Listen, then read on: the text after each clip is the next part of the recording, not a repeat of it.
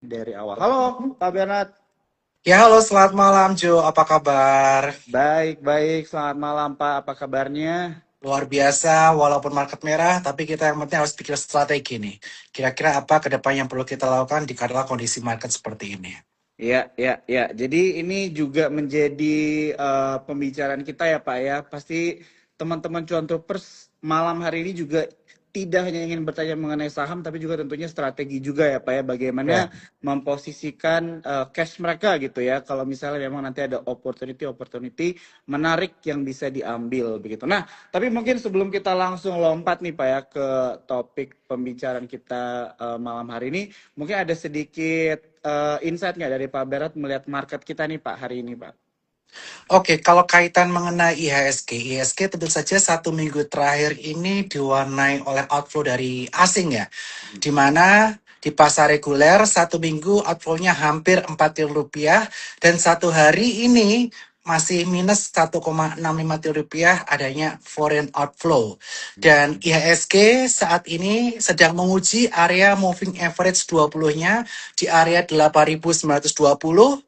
Kemudian ada support 1 di 8879 dan yang paling krusial adalah MA50 di area Hmm. 8710.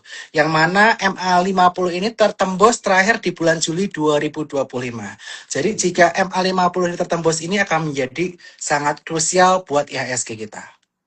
Oke, jadi kita teman-teman nonton malam ini perlu memperhatikan ya indikator MA50 ini ya. Jadi ini juga bisa menentukan strategi kita ke depannya. Oke Pak, jadi kalau misalnya dari secara sisi teknikal kan kita melihat ISG sudah seperti yang Pak Bernardus jelaskan ya. Tapi kalau secara makro nih Pak ya, kita ngomongin sentimen aja dulu kali ya. Mungkin teman-teman di sini bisa dapat sedikit insight juga. Kira-kira ada apa nih Pak secara makro global nih yang terjadi yang mungkin membuat para investor saat ini tuh kayaknya sepertinya ya posisinya lagi wait and see nih. Gimana tanggapan Pak Bernard? Oke, jadi kaitan mengenai makroekonomi secara global, di sini kita bisa melihat bahwa terjadi kondisi geopolitik yang memanas, yang Hmm. mana awal tahun Donald Trump dan Amerika Serikat melakukan penyerangan terhadap Venezuela, Hmm. terus kemudian dia sempat melakukan memberikan statement kaitannya mengenai Greenland yang akan dicaplok oleh Amerika Serikat, walaupun selanjutnya dia agak mundur sedikit.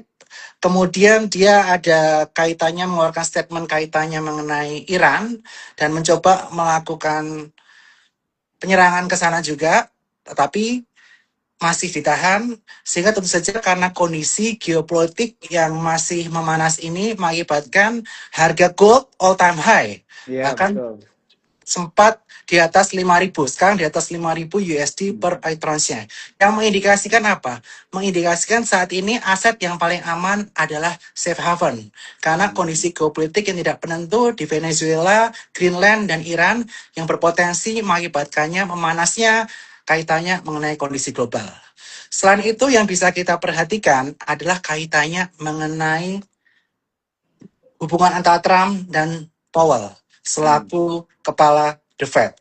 Yang mana waktu itu pemerintah Amerika Serikat sempat melakukan investigasi terhadap Jerome Powell, yang mana ini menyebabkan ketegangan dan memanasnya di Amerika Serikat sana. Kemudian yang nggak kalah penting yang jarang dibahas oleh orang-orang adalah kaitannya mengenai Jepang.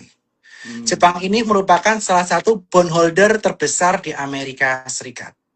Nah, Jepang ini tahun-tahun demi tahun di masa yang lalu dia banyak mengalami deflasi sehingga suku bunganya sangat rendah, bahkan hampir mencapai 0%.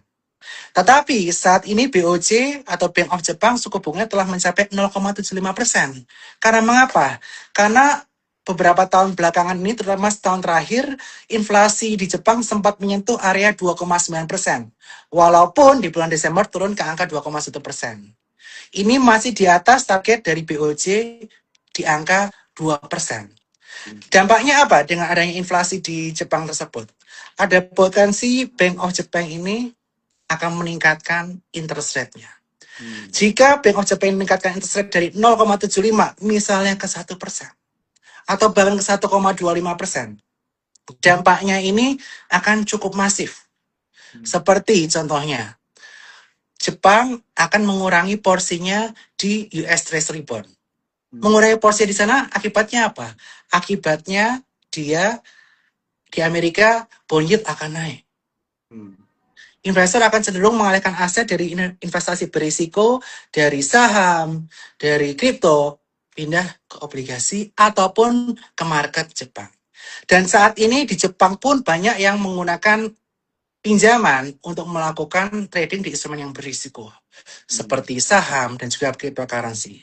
Jika bunga BOJ dinaikkan, akan ada potensi carry trade unwind, yang mana investor cenderung melepas investasi yang berisiko untuk dimasukkan kembali ke time deposit di Jepang atau ke treasury yield US yang bunganya naik karena adanya suku bunga yang naik di Jepang sana. Nah, itu yang bisa kita perhatikan dari sisi makro. Walaupun sebetulnya yang lebih menegangkan adalah kondisi dalam negeri ini yang nanti akan kita bahas.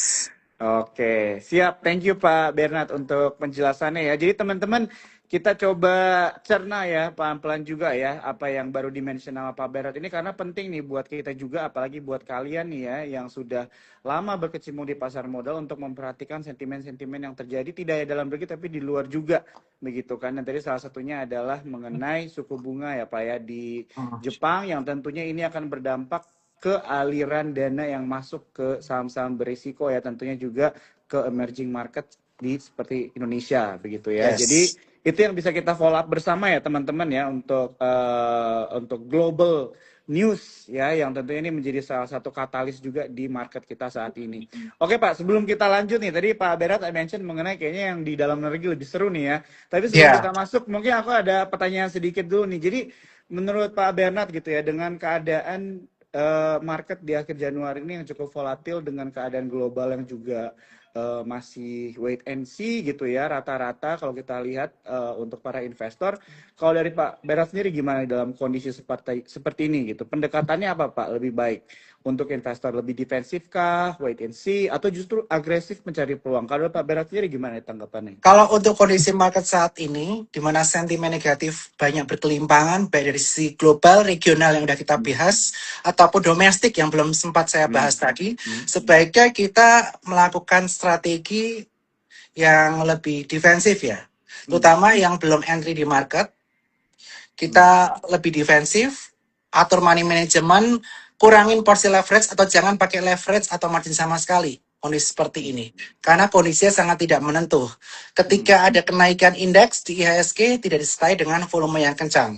Bahkan beberapa kali sempat ada outflow, terutama 1 minggu ini outflow udah di angka 4 triliun rupiah dari asing. Sehingga money management perlu dilakukan, disiplin ketat, akannya stop loss, itu harus dilakukan. Atau ketika IHSG naik, kalau udah cuan dikit, sell on strength, nggak masalah. Jadi kita sebaiknya trading aja dengan porsi senyamannya, secukupnya, dengan uang dikit, dan minimalkan nih menggunakan leverage atau margin ketika kondisi market seperti ini.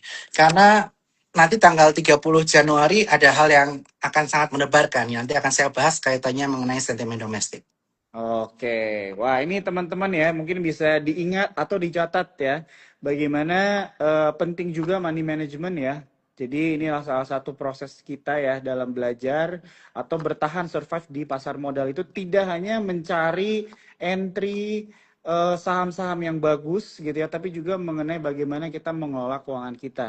Ya, apalagi karena kalau kita lihat seperti yang Pak Bernard sudah jelaskan ya, ada perputaran rotasi juga ya teman-teman ya, di mana kita lihat mungkin dari saham-saham konglo sekarang mungkin lebih ke posisinya kita defensif. Oke Pak, jadi kalau misalnya kita masuk nih ke sentimen domestik nih Pak, ya dari suku bunga dan sebagainya, aku langsung kasih ke Pak Berat nih, kira-kira ada poin-poin apa saja yang teman-teman cuan troopers nonton malam hari ini bisa perhatikan dari berita domestik saat ini? Oke, jadi seperti kita ketahui ya, bahwa MSCI rebalancing itu dilaksanakan nanti bulan Februari, kemudian Mei. Yang pertama, yang perlu kita perhatikan nanti sebenarnya adalah potensi perubahan peraturan yang akan dilakukan MSCI terhadap Indonesia yang akan diumumkan tanggal 30 Januari malam nanti. Kaitannya mengenai apa? Kaitannya adalah mengenai perhitungan free float. Jadi kaitannya mengenai perhitungan free float, sempat diwacanakan sebelumnya bahwa MSCI ini akan mengeluarkan dua jenis dari kategori free float, yaitu corporate yang semacam PT, CV, dan lain sebagainya, dan others ke dalam penghitungan free float. Ini akan mengubah paradigma kaitannya mengenai kepemilikan pemegang saham yang ada di saham-saham yang sudah masuk ke dalam MSCI ataupun yang belum. Dan tentu saja pihak dari Bursa Efek Indonesia juga telah menegosiasikan hal ini ketika mereka berkunjung ke Amerika Serikat beberapa saat yang lalu supaya hal ini tidak terjadi. Dan itu yang kita harapkan. Tetapi jika sampai itu diputuskan, akan ada potensi outflow yang cukup besar dari IHSG sampai nanti diimplementasikannya peraturan baru MSCI di bulan Mei nanti. Potensi outflow-nya bisa mencapai lebih dari 30 triliun rupiah. Itu worst case skenario yang tentu saja tidak kita inginkan. Tetapi tentu saja pihak dari SRO kita, bursa, regulator telah menegosiasikan dengan MSCI dan mudah-mudahan negosiasi ini bisa sukses dan bisa diimplementasikan Jumat nanti, adalah kaitannya menggunakan perhitungan free float sesuai dengan data KSE. Itu yang diharapkan, best skenario. Tapi kalau untuk mengaitkan mengenai best skenario ini, ya mungkin agak susah ya kejadian. Tetapi ada potensi jalan tengah. Jalan tengahnya apa? MSCI mengikuti free float dari KSE, tapi MSCI memberikan diskon. Misalnya, hitungan free float untuk saham X 20%. Diberikan diskon 10 atau 20%. Kalau 10% 18%, jadi 20% jadi 16%. Tapi ini tetap memberikan ketidakpastian kaitannya mengenai free float saham-saham MSCI ini.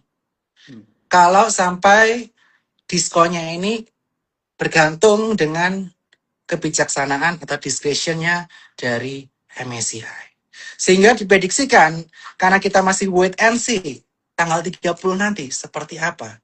Hingga 30 Januari nanti ini, market akan cenderung volatile. Bahkan ketika ada penguatannya potensinya hanya berupa technical rebound, berpotensi adanya take profit di tiap area-area resisten. Jadi ini yang perlu kita waspadai market hingga 30 Januari. Kalau base case terjadi, mereka mengikuti KSE, tanggal 2 Februari bisa happy-happy. Tetapi jika tidak mengikuti base skenario, mengikuti skenario yang pertama atau kedua, ada potensi ada aktivitas taking profit dalam jangka pendek atau panic selling jangka pendek di awal Februari. Itu yang berpotensi terjadi. Dan yang terdampak saham-saham apa? Yang terdampak adalah saham-saham yang telah masuk konstituen MSCI atau saham-saham yang digadang-gadang untuk masuk MSCI. Seperti itu, Joe. Itu that's why market seminggu terakhir ini, terutama sejak hari Rabu minggu lalu ya, bergerak cukup volatile, terutama saham-saham kaitannya mengenai konstituen MSCI. Oke, terima kasih Pak untuk penjelasannya ya. Jadi buat kalian teman-teman cuan troopers, ini sesuatu yang penting sekali ya untuk kalian perhatikan. Tadi di tanggal 30 ya Pak ya, di tanggal 30 Januari ya. Kalau misalnya kalian mungkin sedang koleksi ya atau sedang ada saham yang digadang-gadang masuk MSCI ya atau masuk konstituen MSCI, ini perlu diperhatikan ya karena kan bisa bervolatil ya. Tergantung tadi Pak Bera sudah mention ya mengenai adanya worst and best scenario dan juga tentunya ada jalan tengahnya. Tapi sepertinya masih ada yang perlu dibahas dan ada loophole-nya juga ya Pak ya tadi. Bukan hanya digadang-gadang, tadi saya mention yang sudah masuk konstituen MSCI. Karena itu ada potensi perubahan di bulan Mei. Jadi bukan cuma digadang-gadang, tapi yang sudah masuk konstituen MSCI seperti itu. Oke, yang sudah masuk ya. Jadi teman-teman bisa memperhatikan hal-hal tersebut ya. Dan tentunya ini juga menjadi pertanyaan gitu ya, nanti mungkin yang akan kita bahas juga mengenai apakah mungkin ada perputaran nih, kira-kira sektor mana yang mulai menarik saham-sahamnya ya, di luar dari topik MSCI. Nah, tapi sebelum kita lanjut pertanyaannya ke Pak Bernard, di sini ada yang nanya ya, bond market Jepang ada pengaruh ke IHSG nggak, Pak Bernard gitu ya. Nah, tadi ini sudah dibahas sama Pak Bernard, jadi teman-teman aku mengingatkan sekali lagi yang baru join, selamat datang. Ini Instagram Live-nya akan direkam ya, jadi nanti akan di-upload setelah Instagram IG Live ini selesai, jadi nanti kalian bisa nonton dari awal sampai akhir. Nah, Pak, sebelum kita lanjut lagi mungkin ya ke topik em, sektoral gitu ya. Jadi kira-kira kalau dari Pak Benas sendiri nih ya, mungkin kita membahas strategi trading gitu Pak ya. Bagaimana cara kita mengatur risk management Pak di saat market itu lagi cukup fluktuatif gitu ya seperti sekarang. Cut loss ideal itu seketat apa Pak? Atau mungkin Pak Bernard ada cara lain nih untuk meminimalisir resiko saat trading? Oke, tadi saya udah jelaskan secara panjang lebar ya bahwa kondisi market saat ini penuh dengan uncertainty.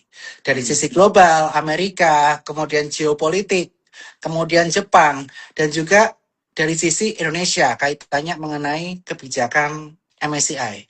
Karena banyak uncertainty faktornya. Yang perlu kita lakukan, yang pertama adalah porsi masuk kita yang biasa misalnya X. Kuranginlah 50% atau tinggal 25% dari Ya. porsi biasanya. Sehingga ketika market buy arah, kita nggak takut, comfortable dalam melakukan aktivitas stop loss atau cut loss. Ya. Kemudian juga ketika market seperti ini, yang perlu kita lakukan ketika beli saham, better kita spekulatif di buy on weakness ketika udah ada pantulan daripada buy on breakout. Karena potensi banyak investor yang melakukan take profit, sell on strength di area-area resisten. Kemudian selain itu, kita juga nanti akan bahas sektor-sektor yang menarik yang untuk kita pilih. Jangan sampai sektor yang kita pilih ini malah mendegradasi dari sisi modal yang udah kita miliki jadi lebih tergerus. Oke, thank you Pak. Jadi di sini ada beberapa poin-poin ya, bagaimana kita bisa memitigasi resiko di saat market sekarang sedang cukup volatil ya teman-teman ya. Dan aku mau nanya lagi nih Pak Bernard, kira-kira masih ngomongin mengenai domestik ya, dengan suku bunga yang ditahan nih Pak. Dari Pak Bernard ada tanggapan nggak? Apakah ini sudah price in dengan keadaan sekarang? Atau mungkin ada dampak lain nih yang teman-teman cuan troopers belum bisa lihat nih dengan suku bunga yang ditahan oleh BI Oke, kemarin, Pak. kalau menurut pandangan saya suku bunga di angka 4,75% ini wise ya. Amerika kan 3,75, kita ada 4,75, berarti spreadnya 1%. Kalau kita cut rate kita, yang terjadi apa? Yang terjadi ada potensi capital outflow. Padahal rupiah kita saat ini menyentuh di area 16.800 sampai 16.900. Bahkan waktu itu sempat hampir menyentuh 17.000. Kalau rupiah kita bisa jebol angka psikologis 17.000, ini akan menjadi sesuatu yang membahayakan buat pasar modal kita atau buat bisnis-bisnis yang ada di Indonesia. Karena mata uang kita melemah. Terutama yang bisnis kaitannya bahan bakunya kita harus impor dari luar. Kalau yang eksportir mungkin happy lah ya. Tapi kalau yang importir itu akan berat. That's why pemerintah melakukan intervensi dengan tidak menaikkan suku bunga supaya rupiah ini terjaga. Dan itu yang kita harapkan.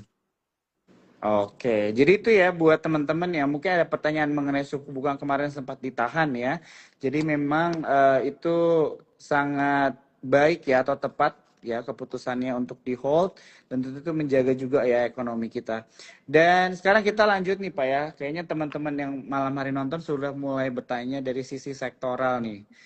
Ya, jadi kalau misalnya dari Pak Bernard sendiri sekarang melihat di awal tahun 2026 ini, apakah ada sektor-sektor yang menarik nih Pak untuk bisa kita pantau bersama? Oke, yang pertama, ketika kondisi geopolitik memanas, banyak uncertainty, orang mengejar apa? Orang pasti mengejar emas. Saat ini emas diperdagangkan di area 5.074 USD per ounce-nya. Saham-saham emas udah pada rally. Pertanyaannya, saham apa di sektor emas yang ketinggalan? Jawaban saya ada di MDKA. Tetapi disclaimer on, lakukan research terlebih dahulu. Mengapa MDKA? MDKA ada sentimen positif, di mana salah satu anak usahanya, yaitu emas, dia akan IPO di Hong Kong, diberitakan berbagai media, di bulan April nanti. Sehingga ini akan bisa men-unlock value MDKA. Selain MDKA ini merupakan saham kaitannya mengenai emas yang paling laggard. Kemudian yang kedua, MDKA ini bukan hanya ada emas, tapi ada koper. Yang mana koper ini juga harganya sedang all time high. Dan hari ini MDKA walaupun sempat turun, dia reject area support base-nya di area 3.160. Sehingga jika dia bertahan di atas 3.160, bisa stop loss jika turun di bawah 3.100. Jika dia berhasil menembus area 3.600, itu ekornya ya. Ada potensi MDK ini bisa menguji area 3.900 sampai 4.000. Dan emas ini bisa dibilang safe haven ketika terjadi market seperti ini. Kemudian yang kedua, jika jika emas mengalami peningkatan cukup signifikan, biasanya ini akan diikuti oleh kenaikan-kenaikan harga komoditas. Apalagi kita ketahui ya, Pak Bahlil akan memotong RKAB dari perusahaan-perusahaan nikel, batubara di tahun 2026 ini mungkin mencapai 20 atau 30%. Nah, di sini saham-saham kaitan mengenai batubara yang bisa diperhatikan, yang valuasinya cukup murah, yang bisa kita lirik ada di ADI. ADI ini memiliki area support di kisaran area 7.700 dan area resisten di kisaran area 8.800. Tetapi yang lebih menarik selain batu baranya adalah coal infrastructure yang telah saya sampaikan berkali-kali yang sekarang sedang diperdagangkan di FCA. Sumatera Selatan sebagai salah satu daerah, provinsi yang nomor 2 cadangan batu baranya di Indonesia memiliki kekurangan dibanding Kalimantan. Kekurangannya apa? Jarak antara konsesi dengan port atau jetty itu jauh. Kalau di Kalimantan jaraknya mungkin sekitar 50 km. Tapi di Sumatera Selatan itu jarak antara konsesi ke port itu bisa mencapai 150 km. Dan per 1 Januari 2026 konsesi ke port harus lewat jalur khusus, nggak boleh lewat jalan umum. Karena di situ mengganggu masyarakat. Ada jembatan roboh, kemudian masyarakat banyak protes kalau lewat jalan umum karena bikin jalan cepat rusak, gangguan sosial, dan lain sebagainya. Oleh karena itu, RMK Energi yang telah memiliki jalan khusus, jalan hauling sebesar atau sepanjang 30 km, kemudian ada stasiun angkut, stasiun tuang, itu kurang lebih 100 kilo, dilanjutkan 10 km kurang lebih sampai port, dibantu trackingnya juga, dengan kos kurang lebih 7 USD per tonnya dari jalan sampai portnya, dan proyeksi tahun ini pengangkutan akan mencapai 12 juta dan net profit tahun ini ditargetkan bisa naik 4 kali lipat dibandingkan tahun lalu dari 200 miliar ke 800 miliar rupiah. Dan kedepannya akan ada potensi peningkatan kapasitas. Kapasitas sekarang itu kurang lebih di angka 14 juta dan kedepannya akan menambah kaitannya mengenai kapasitas stasiun dan trackingnya. Tentu saja ini menjadi potensi yang menarik untuk RMK Energy. Nah, di sini RMK Energy hari ini masih FCA. Nanti buka FCA itu hari Jumat. Bisa perhatikan area support di gapnya di area 6.800. Dan MA20 ini nggak pernah tertembus sejak tahun lalu bulan Juli itu nggak pernah tertembus MA20-nya. Jadi jagain aja di MA20 di kisaran area 6.200. Dan beberapa sekuritas telah menulis research report. Ajaib menargetkan di angka 12.000 dan Kiwum sekuritas di angka 13.100. Seperti itu. Oke, jadi ini menarik sekali ya Pak ya RMKE ya. Kalau misalnya kita lihat dari potensi bisnisnya ya teman-teman ya. Dan ini bisa kita lihat ya selama ini gitu ya dari berita-berita yang keluar dan juga research report yang ada ya. Jadi teman-teman juga bisa baca ya. Dan tadi di sini baik teman-teman yang nanya ya ini diupload di mana IG Live-nya? IG Live-nya diupload di Instagramnya Sukor Sekuritas ya. Tadi Pak Berat juga ada mention disclaimer on ya, disclaimer on mengenai saham-saham di sektor-sektor yang menarik tapi posisinya masih laggard ya. Jadi tentunya ini memiliki potensi upside yang menarik. Ya, tapi tentunya dengan batas-batas yang ada juga yang sudah dikasih sama Pak Bernard karena tadi di awal pembicaraan kita ya Pak ya, Pak Bernard lebih prefer untuk memitigasi resiko di market sekarang, it's better kita buy on support daripada buy on breakout ya teman-teman ya. Oke. Nah, ini ada pertanyaan Pak, kalau misalnya RMKE sama RMKO itu hubungannya apa Pak? Ada yang nanya nih. RMKE sama RMKO itu sister company. Tapi RMKO itu sifatnya project base, bukan di carry income. Karena dia itu kontraktor. Oke? Kalau RMKE itu kayak jalan tol. Siapapun yang lewat jalan tersebut kirim batu bara kan nanti kirim ke daerah lain harus lewat port, itu lewat jalannya RMK Energy. Dan tahun 2026 akan meningkatkan penjualan yang lewat jalan itu dari 8 juta ke 12 juta. Bottom line dari 200 ke 800 M. Jadi di carry income. Kayak kita naik tol. Kalau RMKO itu project base. Makanya kalau saya selalu membahasnya mengenai RMKE. Tidak pernah membahas RMKO. Seperti itu. Oke, ya teman-teman ya, itu tadi ada yang nanya ya, perbedaannya apa. Dan penting ya buat kita juga tahu, yaitu adalah sister company. Oke, Pak Bernard, kita udah pas jam 9 nih, kita kurang lebih sisa 30 menit. Kira-kira mau coba lompat-lompat ambilin pertanyaan teman-teman yang nonton malam hari ini nggak Pak? Oke, mungkin aku bakal bahas saham-saham lain dulu ya. Sebelum Boleh, kita boleh Pak, boleh Pak, boleh, pertanyaan. boleh. Silakan Tadi Pak. udah kita bahas 2 sektor ya, tapi ini masih Ya, related. 1 emas, 1 komoditas. ya, Kemudian tadi saya juga sudah sampaikan saham-saham yang MSCI itu lumayan berisiko. ya. Baik yang di dalam udah masuk MSCI atau yang baru digadang-gadang.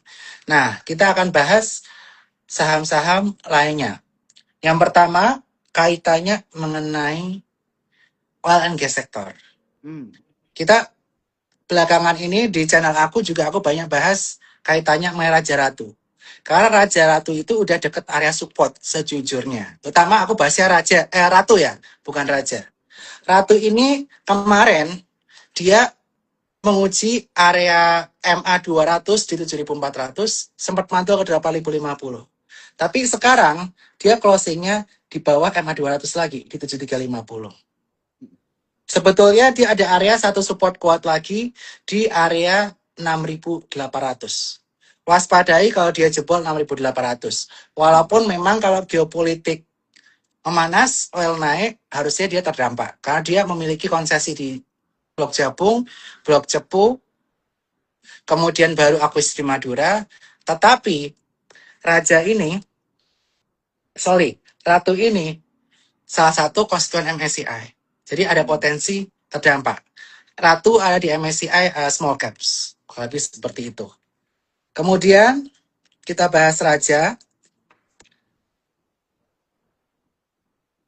Nah, Raja ini baru aja breakdown area support ya. Di kisaran area 5.600. Dan dia ada MA 100 di area 4950. Yang ini nggak boleh jebol.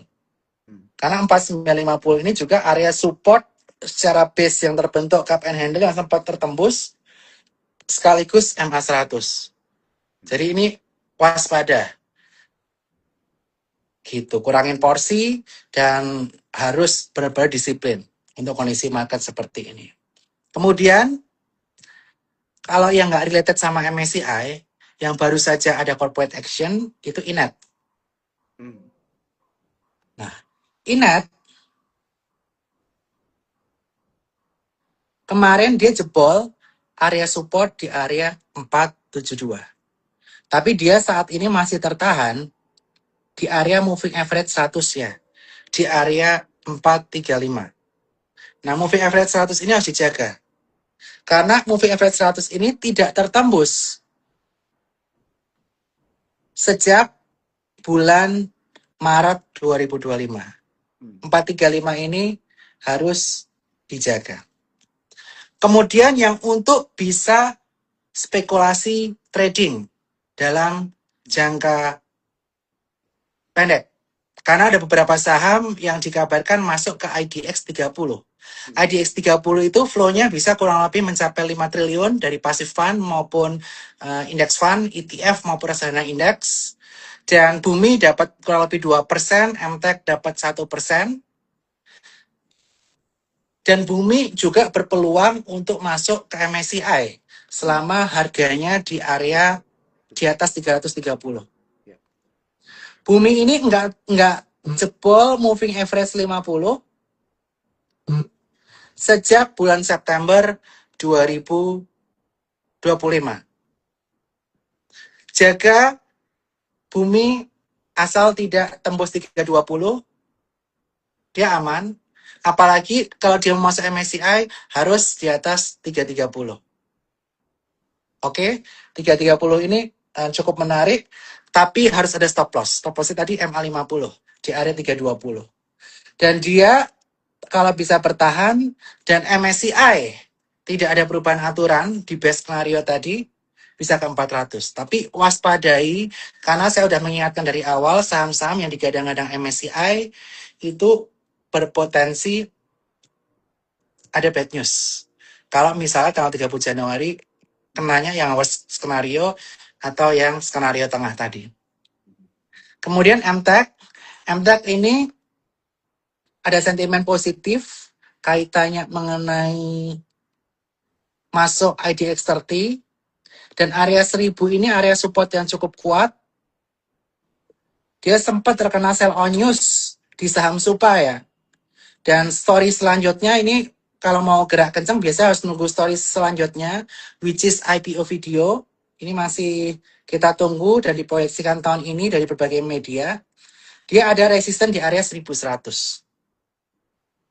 Kalau tembus 1100 dia bisa melaju ke kisaran 1210. Dan MTEK ini tidak ada kaitan tentang MSCI ya, positifnya. Karena dia jauh harganya kalau untuk masuk MSCI. Seperti itu. Kemudian beberapa sektor yang ingin saya bahas adalah mungkin beberapa saham small cap ya yang ada di IG channel aku. Kalau saham small cap, kita sebaiknya itu melakukan trading ya. Kecuali memang ada potensi kaitannya mengenai right issue, corporate action, dan lain sebagainya. Itu kalau yang kaitan mengenai corporate action, kita bisa tahan, trading kan. Tetapi kalau udah melewati batas stop loss teman-teman, di kondisi market kayak gini, harus disiplin. Seperti itu. Ya. Oke, terima kasih banyak Pak Bernard. Jadi di sini buat kalian yang nonton malam hari ini tadi ada banyak garis-garis support ya, garis-garis cut loss ya yang tidak boleh jebol, yang tentunya kalian bisa perhatikan ya. Tadi untuk beberapa saham ya, salah satunya Bumi nih ya, karena Bumi sekarang juga menjadi salah satu saham yang paling sering dibahas ya teman-teman ya. Dan tentunya juga saham-saham lainnya tadi ya, dan juga di Instagram ini Pak Berat ada channelnya ya teman-teman, mungkin udah join Instagram live ini tapi belum join channelnya Pak Berat. Nah itu bisa kalian masuk ke dalam grup itu untuk bisa mendapatkan informasi dan insight mengenai dunia pasar modal ya. Nah Pak, aku mau nanya Pak satu lagi. Tadi kita kayaknya kelewat nih. Sektor banking kalau dari Pak Bernard ada tanggapannya nggak Pak nih? Sektor berfundamental ini Pak. Big Sektor banks. banking. Ya, Banking masuk MSCI enggak? Pertanyaanku, Jo. ya, Masuk kan? ya. BCA, BRI, Mandiri BNI, konstituen MSCI. Kalau Hmm. tanggal 30 Januari ada perubahan, akan terdampak enggak? Pasti terdampak Pak ya. Terdampak. Makanya saham-saham MSCI sementara kita trading dulu. Hmm. Cuan Hmm. bungkus. Kecuali Ya, saham yang nggak related sama MSCI. Tadi aku udah bedah ya, mana saham yang related ya. sama MSCI, mana yang enggak. Yang bisa kita gunakan porsi untuk trading. Oke, jadi tadi salah satunya sebenarnya ada MTech ya Pak ya, tapi disclaimer on juga ya teman-teman untuk bisa di your juga ya, do your own research juga ya. Karena tadi ada yang nanya Yes. nih ya, tanggal berapa untuk MSCI-nya itu tanggal 30 ya Pak ya. Jadi ini mungkin bisa kalian masukkan ke kalender kalian juga ya untuk memperhatikan ini 30 malam. kira-kira ya 30 malam ya teman-teman Yes. ya untuk kalian Tadi bisa ada yang nanya, perhatikan. tadi Mm, ada yang nanya nih, top 3 picks-nya apa sekarang? ya. Top 3 picks-nya, kalau untuk yang tidak related sama MSCI tentu saja. Yang pertama, bisa cek RMK Energy. Dia masih dalam FCA. Mm, Dia ada gap di 6.800. Ini bisa menjadi support 1. Ada MA20 support 26.200. Kalau melakukan spekulatif buy di FCA, porsi jaga. Jadi teman-teman mm, bisa hitung berapa risiko ditanggung dengan area support yang saya kasih tadi. Dan area resisten, area psikologis untuk RMK Energy itu ada di area 9.500. ya. Walaupun ada beberapa riset udah upgrade di Ajaib di target angka 12.000 dan Kiwom sekuritas di 1300. Kemudian kedua, topik saya kedua adalah MDKA Mhm. karena harga emas di atas 5.000 USD per oitron. Kemudian anak usahanya emas mau IPO di Hong Kong Ya. di bulan April nanti. Berdasarkan berbagai media ya, ini semua udah public information. Ini bisa perhatikan area support di area 3170. Mhm. Stop loss kalau closing di bawah 3.100, ada potensi menguji resisten 3.600. Kalau tembus 3.600 bisa sampai ke area 4.000. Hmm. Selain RMK Energy dan juga MDKA, tadi kita ada bahas saham yang cukup menarik lagi untuk diperhatikan di beberapa saat ke depan ini. Ini adalah saham-saham related mengenai oil and gas. Ya. Tetapi sekali lagi saham oil and gas ini related dengan MSCI.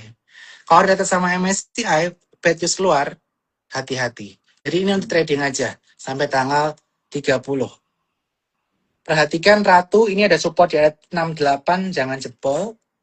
Dengan resisten di MA 274, kalau dia tembus 74, bisa menguji resisten di kisaran 8.200. Tapi disclaimer on, saham-saham related mengenai MSCI ini berbahaya, Hmm. agak Hmm. berbahaya untuk saat ini.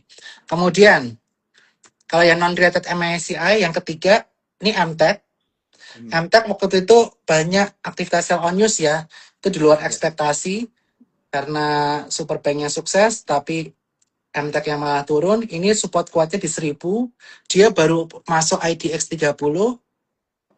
Kalau ada inflow kurang lebih 50 miliar ke MTech ketika rebalancing Jumat nanti. Tapi waspadai area 1.100. Kalau tembus 1.100 baru ke 1.200. Cuma waspadai banyak aktivitas sell on strength kondisi market begini di tiap resisten. Seperti itu. Oke, jadi ini ada beberapa saham-saham yang kalian bisa perhatikan juga ya teman-teman ya, garis-garisnya. Ya, tadi MTech juga di angka 1.000 tadi Pak ya, berarti ya, garis Support. yang perlu dijaga Dan ya. market begini seperti saya Hmm. sampaikan ya harus disiplin. Disiplin ya. Yes, Amankan yes. modal. Porsi kurangi. Ya, ya. Oke, karena memang ready cash juga itu menjadi salah satu bagian strategi ya Pak ya dalam dunia trading ya Pak ya. Betul. Karena mengapa? Karena saya merasa ketika MSCI ada goncangan, 2 Februari itu akan nggak enak Hmm. ketika peraturan MSCI diumumkan. 2 Februari sampai April itu mungkin agak nggak enak. Karena ada Hmm. potensi outflow mencapai lebih dari 30 T ya, kalau worst case Ya, scenario-nya hingga bulan Mei. ya. Gitu. Oke.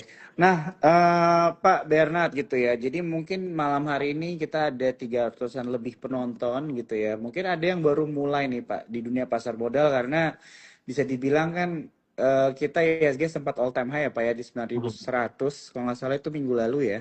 Dan tentunya ini bisa menarik banyak retail dan mungkin ada anak baru gitu ya Pak. Ada pelaku-pelaku pasar modal yang baru gitu. Dan sekarang untuk menghadapi keadaan market yang cukup volatil nih Pak ya, untuk pemula kira-kira Pak Bernard ada tips nggak Pak? Tips Oke, and trick buat yang baru mulai. di aplikasi Spot by Suko Sekuritas itu ada menu yang pertama auto subs. Ya. Auto subs itu kalau kayak sekalian nganggur, nggak masalah, akan langsung di subscribe-kan ke reksadana Sukor Invest Money Market Fund. Itu duitnya bisa kurang lebih indikasi 4-5% setahun dapat return. Tetapi kelemahannya kalau market kayak gini, teman-teman auto subs, lihat cash sedikit, lihat limit sedikit, wah mau belanja. Jadi itu bisa men-trigger misalnya kita overtrade lah. Iya. Better kalau kondisi market seperti ini, banyak uncertainty, masukin dulu lah ke reksadana pendapatan tetap, pakai aplikasi spot, ada cash bulan berapa, masukin dulu reksadana pendapatan tetap. Sukor Invest Stable Fund. Indikasi returnnya 5-6% setahun.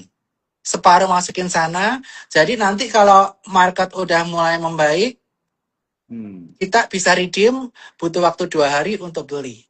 Atau misalnya teman-teman ada sales, kalau udah pede dengan kondisi market, bisa minta limit dulu, dibukain salesnya, mau trading sambil dicairin stable fund-nya.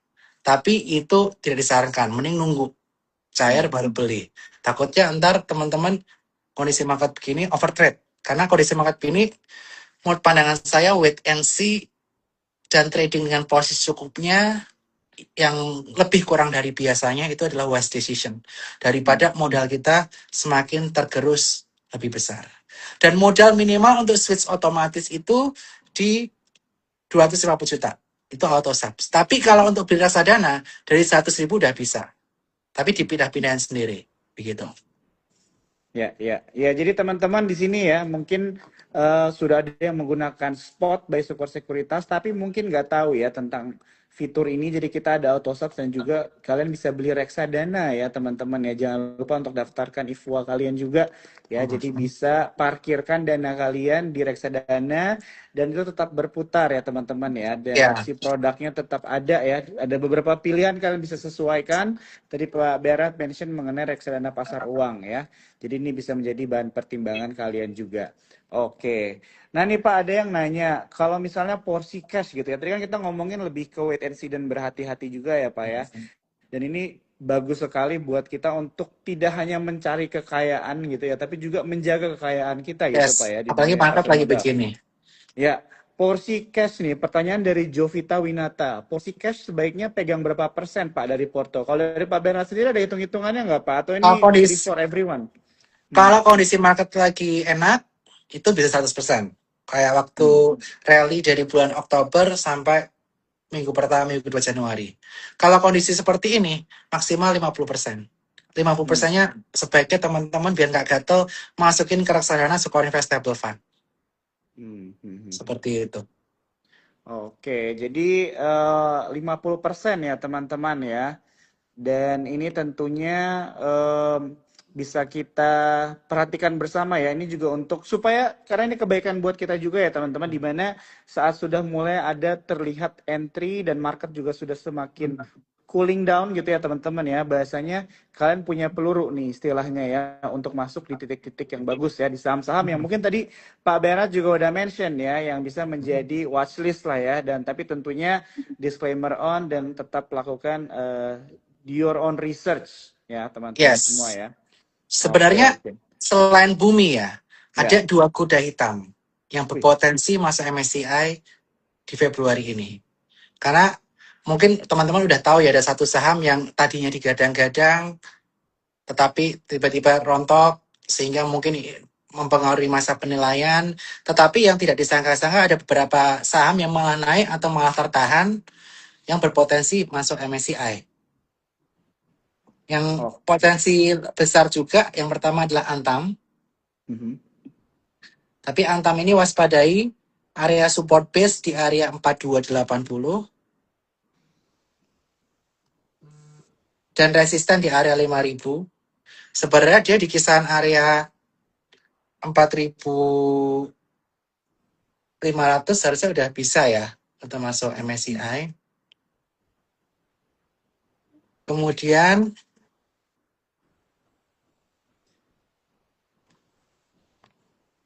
kita bisa lihat juga ada saham IMPC. IMPC ini harus dijaga tapi ya teman-temannya. IMPC harus dijaga di moving average 50. Dia lama tidak tertembus moving average 50. Sejak bulan Juli itu di atas MA50 terus. Jadi jangan sampai dia tembus MA50 di area 3420 waktu closing.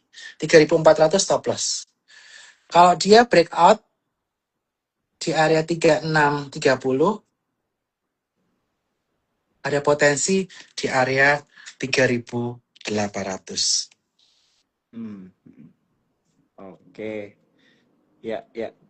Jadi ini beberapa saham yang kita bisa notes juga ya teman-teman ya. Dan Pak Bernard juga kemarin sempat ini Pak ya, call saham emas nih Pak, menarik nih Pak. Mungkin teman-teman nonton ya aku sama Om Ben ya.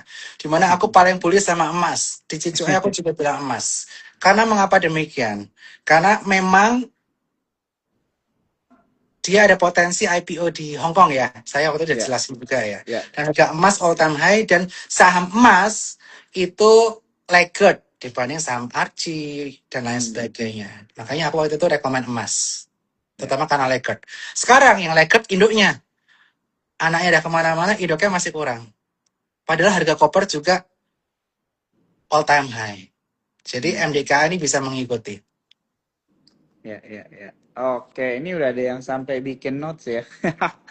Oke, jadi kalau misalnya dari lihat diskusi dengan Pak Berat nih menarik ya teman-teman ya, di mana saham pilihannya itu adalah saham-saham yang laggard yang mendekati support ya, instead of beli saham yang potensinya itu buy on breakout gitu ya. Dan ini adalah pilihan Pak Bernard melihat dengan keadaan market sekarang ya, lebih bijak untuk beli saham di garis support ya untuk memitigasi resiko ya teman-teman ya. Oke, nah sebelum kita lanjut lagi, mungkin sedikit lagi waktunya teman-teman. Di sini aku mengingatkan buat kalian, Instagram Live ini seperti biasa akan di save dan akan di-upload ya di Instagramnya Sukor Sekuritas ya. Jadi nanti kan bisa nonton dari awal sampai akhir karena sini ada beberapa pertanyaan kalian itu sudah dijawab ya oleh Pak Bernard ya tadi juga dan juga sudah dijelaskan. Jadi nanti kalian bisa nonton untuk full insight-nya ya teman-teman ya. Oke. Nah, kita lanjut lagi Pak ya, sedikit lagi Pak ya. Ini ada beberapa pertanyaan teman-teman malam hari ini. Nah Pak, ada yang nanya nih, kira-kira dengan keadaan IHSG yang udah all time high sekarang, dan biasanya kan katanya ada yang bilang kalau sudah terlalu banyak retail gitu ya, cuan dari saham tuh biasanya sudah mendekati bubble gitu Pak. Kalau dari Pak Bernard sendiri ada tanggapannya nggak Pak dengan statement ini? Kalau aku nggak percaya gitu. Kenapa? Karena saat ini IHSG digerakkan 50% oleh retail. Trading value kita. Baru sisanya itu foreign dan juga insi domestik. Jadi saya nggak percaya hal tersebut. Cuma berbagai uncertainty ada. Seperti video awal tadi dari Amerika. Geopolitik, Venezuela, Greenland, dan juga Iran. Terus Jepang. Terus Indonesia kaitannya mengenai MSCI. Itu yang menyebabkan uncertainty. Dan investor nggak suka uncertainty. Kalau nanti 30 Januari kenapa-kenapa gimana? Makanya orang-orang banyak yang milih minggir dulu. Naikin porsi cash-nya. Makanya banyak aktivitas taking profit di saham. Nah, oleh karena itu, saat ini yang perlu dilakukan apa? Kurangin porsi trading. Kalau mau trading dari yang cepat, Hmm. money management, pilih sektor atau saham yang agak jauh kaitannya dengan MSCI. Hmm. Bisa pilih emas tadi, ada kaitannya mengenai infrastruktur, ada kaitannya mengenai potensi IDX 30. Hmm. Kalau mau trading saham-saham MSCI, tadi saya udah kasih Hmm. acuannya juga, tetapi harus waspada area stop loss-nya. Itu aja. Oke. Wah, ini udah langsung dikasih ini ya teman-teman ya. Tips and triknya ya buat kita menghadapi market di beberapa minggu ke depan ya. Oke, ini Oke. ada pertanyaan ya. PTRO gimana? Hmm. PTRO ini tertahan di MA 100. MA 100 harus dijaga, jangan jebol 8.300. Itu yang harus dijaga. Iya. Oke ya. Ini PTRO ada beberapa ya soalnya yang nanya juga ya. Mhm. Iya. Oke, kalau ada yang nanya Pak, ini kalau dari sektor consumer goods dari Pak Bernard ada tanggapannya nggak sekarang? Kalau sektor consumer good, Hmm. ini merupakan sektor defensif ya. Ya. Seperti masa ke masa, kalau memang market lagi nggak favorable, sektor defensif ini yang biasanya jalan. Hmm. Dan di Indonesia ini, sektor consumer good yang cukup menarik adalah saham-saham kaitannya mengenai ayam. Hmm. Kenapa ayam? Karena ayam adalah protein termurah di Ya. Indonesia ya, bisa kita bilang begitu. Hmm.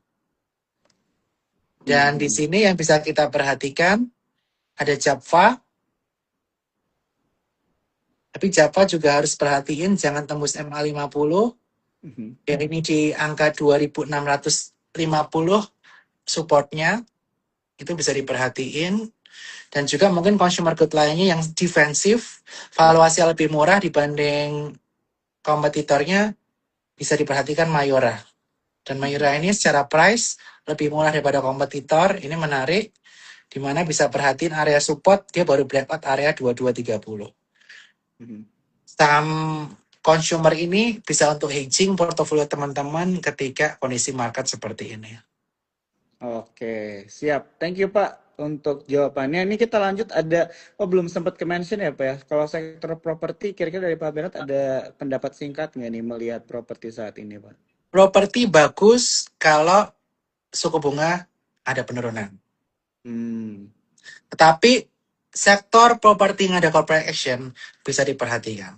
Tapi jangan corporate action yang ada MSCI terlebih dahulu. Ya. Karena itu banyak uncertainty. Sektor properti yang ada kaitan sama MSCI apa? Yang untuk trading ya guys ya. Karena walaupun malam gini nggak ada kaitan MSCI, tapi bisa kena juga. Hmm. Karena misalnya gini, aku ada porto isinya saham-saham MSCI, terus ada saham yang non MSCI. Saham MSCI ke drag down, Hmm. terus dia masih rugi, mungkin aku sayang jual. Tetapi ada saham lainnya yang udah untung, yang corporate action udah naik kencang. Aku dapat harga bawah. Hmm. Bener mau jual yang mana? Jual yang udah untung, bener nggak? Karena orang Ya. Indonesia em, biasanya agak malas cut loss, padahal itu wajib ya. Makanya mungkin porto lain bisa ke drag down, walaupun risikonya nggak sebesar saham-saham MSCI. Hmm. Properti mungkin yang aku lirik ya, ini ada tren. Tren ini Ibu Rahayu Saraswati baru masuk ya, dan ada potensi kedepannya berdasarkan berbagai sumber media, dia akan masuk ke data center, masuk ke kawasan CBD, Central Business District. Jadi kalau ada potensi right issue kedepannya, ini akan menjadi the next Bufa atau next Pani mungkin bisa. Kalau Hmm. memang itu terrealisasi ya. Sekali lagi Ya. disclaimer on.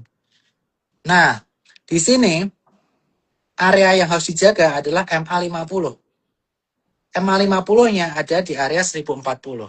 Hmm. Kalau spekulatif buy, jangan sampai closingnya di bawah 1040. Hmm. Atau kalau di bawah 1000, di angka 1000, teman-teman bisa stop loss. Kalau misalnya trading.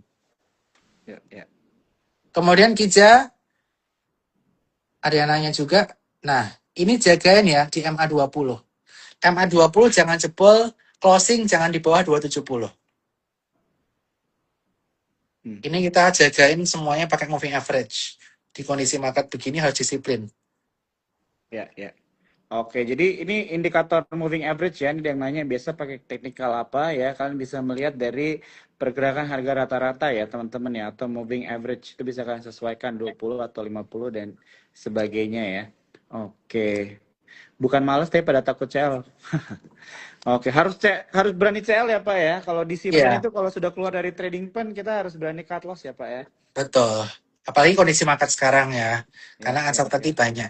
Dan perhatikan ya, titik krusial IHSG. Mhm. Jangan closing di bawah 8.700 MA50. Sejak bulan Juli, IHSG, sejak bulan, coba aku cek lagi. IHSG enggak motong MA50 itu sejak kapan? Bentar, aku cek. Kok error sih PC ku? Bentar. Nah, IHSG enggak motong MA50 itu sejak bulan Juli ya. Ya. Sejak bulan Juli enggak motong MA50. Area 8.700 jadi kunci. Kalau Hmm. 8.700 ini runtuh, Hmm. pasti banyak yang melakukan aktivitas taking profit. Hmm. Terutama yang ambil dari bawah. Ini yang perlu teman hati-hati. Ya, ya, ya. Hmm. Oke. Porsi trading jangan pakai margin, jangan pakai leverage. 50% cash masukin reksadana dulu. Di API Spot bisa ada reksadana stable fund, itu 5-6% setahun indikasi yieldnya. Supaya nggak nafsu, separuhnya mau trading nggak apa-apa, supaya skill terlatih, tapi paling nggak kita nggak nyesel lah, karena porsinya dikecilin kalau rugi pun. Pembatasan risiko itu penting saat kondisi market uncertain seperti ini. Perhatiin Amerika, perhatiin Jepang, dan yang paling penting adalah perhatiin 30 Januari malam hari nanti. Itu akan menjadi kunci Oke. penentu IHSG di 2 Februari. Siap. Thank you banget Pak Bernard. Ini pas banget ya penutupan ya. Jadi itu adalah highlights-highlights yang dibicarakan ya dari awal tadi dari global sampai ke bawah ya, top down ya. Jadi ini teman-teman sekali lagi kita mau say thank you dulu ya untuk Pak Bernard. Terima kasih Pak Bernard untuk waktunya malam hari ini ya untuk berdiskusi dengan teman-teman Cuan Troopers dan memberikan insight. Buat kalian yang ketinggalan atau mungkin nonton baru setengah, jangan khawatir, Instagram ini akan di-save dan di-upload di Instagramnya Sukor Sekuritas. Oke Pak Bernard, kita pas banget di 9.30. Kita mau tutup dulu ya Pak ya, Instagram Live ini. Ya, Siap. Terima kasih Pak Bernard. Selamat malam makasih. semuanya. Bye-bye.